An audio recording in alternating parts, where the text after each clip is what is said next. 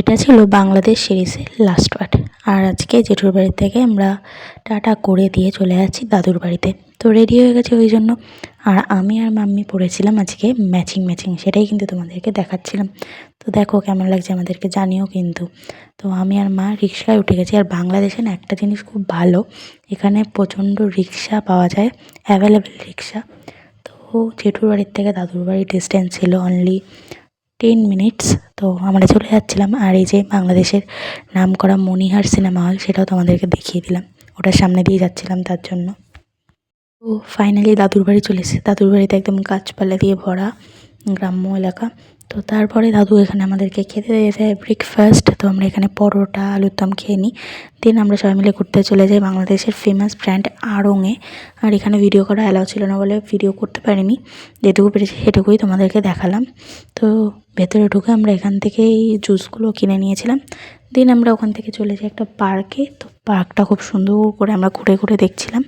অনেক বড় ছিল পার্কটা, অনেক ঝিল ছিল, অনেক ফটো সেশন হলো এখানে।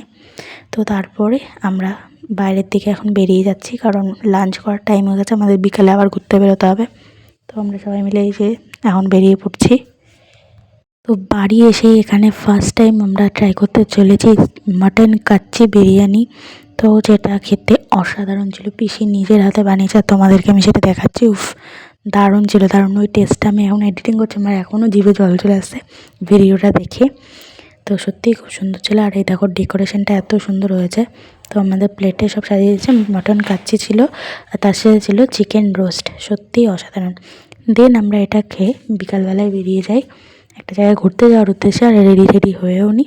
তো গেছিলাম এয়ারপোর্ট রোডের ওইদিকে, জায়গাটা সত্যিই অসাধারণ। আর আমরা এয়ারপোর্টের ওখানে প্রায় চলে এসেছি।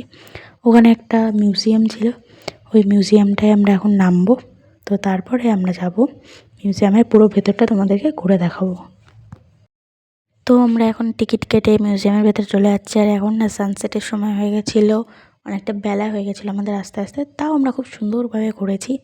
তো এখন ভেতরে যাচ্ছি আমরা। তো এই মিউজিয়ামের ভেতরে প্রচুর প্লেন, রকেট, অনেক কিছু ছিল। আর সত্যি এই জিনিসগুলো দেখতে খুবই সুন্দর লাগছিলো। আর আমরা এখানে প্রথমেই ফটো সেশন করা স্টার্ট করে দিয়েছি। তো তারপরে একটা ঝিল ছিল, এটাও তোমাদেরকে দেখিয়ে দিলাম, খুব সুন্দর ভিউ। আর এই যে পাপা এখানে পোজ দিচ্ছিলো একটু। দেন আমি আর জান উঠে গেছিলাম নাগরদোলনায়। তো সত্যি আমাদের অনেক মজা লেগেছে। তো মানে উপর থেকে এখন নিচে নামছিলাম, ভীষণই ভয় লাগছিলো, বাট তাও। আর ওইখানে দাদা আর মাসিও উঠেছিল। আর এই যে তারপরে দেখলাম একটা প্লেন যাচ্ছে, তো তোমাদেরকে সেটাও দেখিয়ে দিলাম খুব সুন্দরভাবে। দেন আমরা প্লেনটাকে এত কাছ থেকে দেখেছি না, আমাদের খুবই সুন্দর লেগেছে।